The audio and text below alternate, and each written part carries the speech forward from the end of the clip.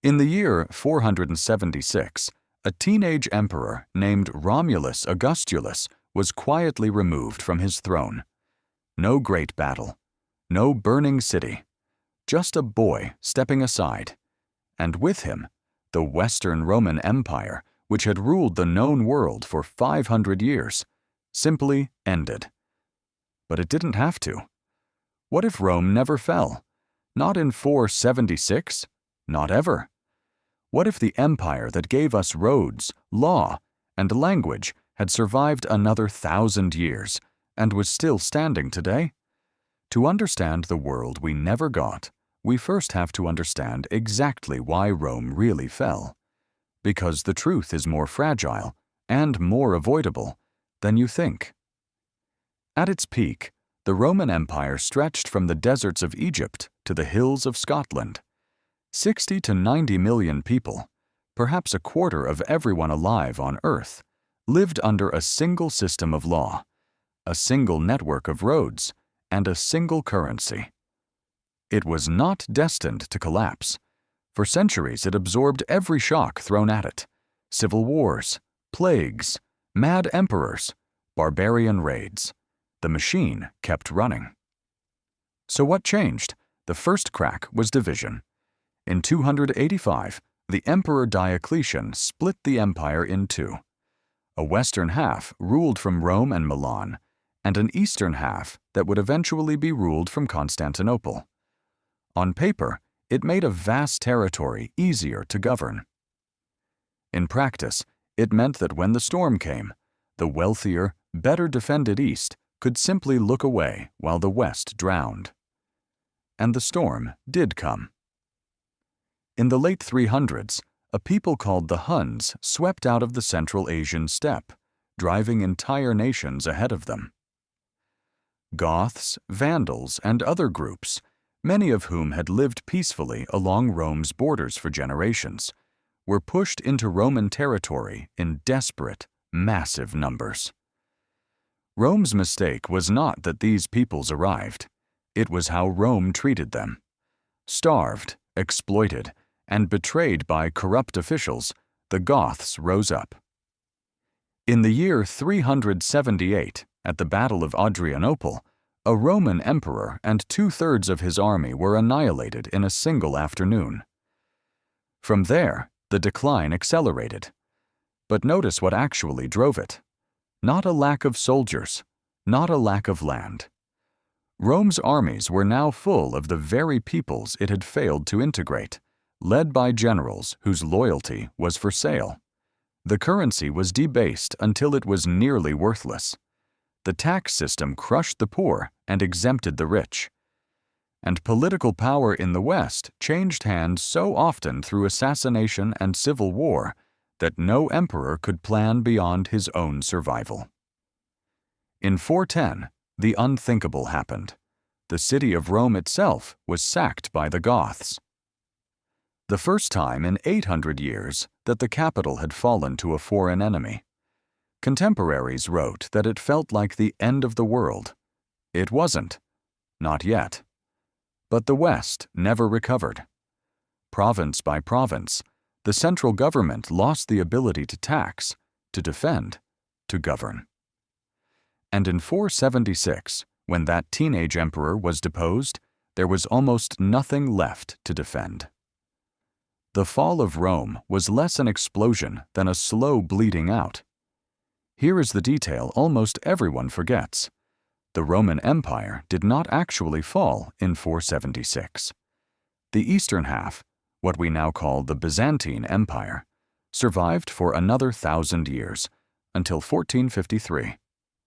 Rome's death was never inevitable. The East proves it. So the real question becomes, what would it have taken for the West to survive too? Let's change one thing. Just one. Imagine that in the critical decades around 400 AD, the Western Empire had done what the Eastern Empire managed to do: integrate the migrating peoples instead of exploiting them, stabilize its currency, and, above all, fix the succession so that power passed peacefully instead of through a knife in the dark. This isn't fantasy. Every one of these was a choice, not a law of nature. The East made better versions of these choices and lived. Let's say the West does too. In our new timeline, the Goths who cross the Danube are not starved and robbed. They are settled, taxed fairly, and recruited as full citizens and soldiers. Adrianople never happens. The army that should have died in 378 instead becomes the backbone of a renewed Roman military, loyal, integrated, and enormous. With the borders holding, the West fixes its deepest flaw, the chaos of succession. A stable system for choosing emperors means leaders can finally think in decades, not days. Infrastructure is maintained. Taxes are reformed. The slow bleed stops. The year 476 arrives, and nothing happens. There is no last emperor, because the line never broke.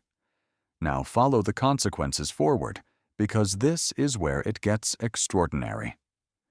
With Rome intact, there is no fragmented patchwork of feudal kingdoms across Europe.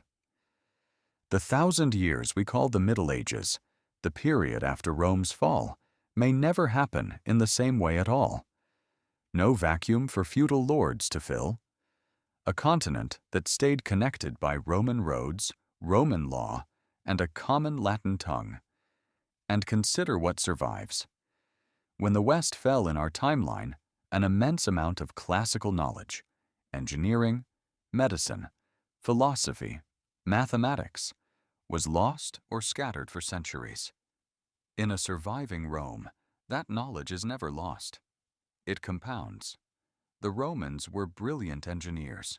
They had water power, the beginnings of concrete, vast organized industry. Some historians argue they stood closer to an industrial revolution than we like to admit, held back not by ability, but by an abundance of slave labor that removed the pressure to mechanize. Remove the fall, give them a few more centuries of accumulated knowledge, and the question is not whether Rome industrializes, but how early. So let's stand inside the other timeline and look around. It is the year 1000, and the Roman Empire is not a memory. It is the dominant power on Earth. A single state stretching across Europe, North Africa, and the Middle East, bound by a common language and a shared law that traces in an unbroken line back to the 12 tables of the ancient republic. There is no Holy Roman Empire because there is simply the Roman Empire. There may be no separate nations of France, Germany, or Spain as we know them, only Roman provinces governed from the center. The very idea of Europe as a collection of rival nation-states might never form. The technological head start is staggering. If Roman engineering had centuries of uninterrupted progress, an industrial revolution powered by water and steam could plausibly arrive not in the 1700s, but perhaps 1,000 years earlier. Picture mechanized industry in what we call the early Middle Ages. Picture the printing of books, the spread of literacy, advances in medicine and astronomy, all arriving a millennium ahead of schedule, which raises a dizzying possibility.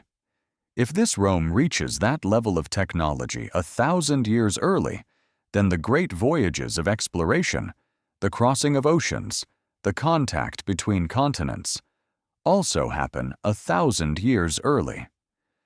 The Americas might be reached not in 1492, but somewhere around the year 500. The entire history of every continent on Earth changes. But we have to be honest about the cost. This is not necessarily a kinder world. A Rome that never fell is a Rome that never abandoned slavery, the institution its entire economy was built upon. A single, unchallenged superpower means no competition between states, and it was precisely the competition between rival European kingdoms that, in our timeline, drove much of the innovation, the exploration, and eventually the political revolutions that produced ideas like individual rights and democracy.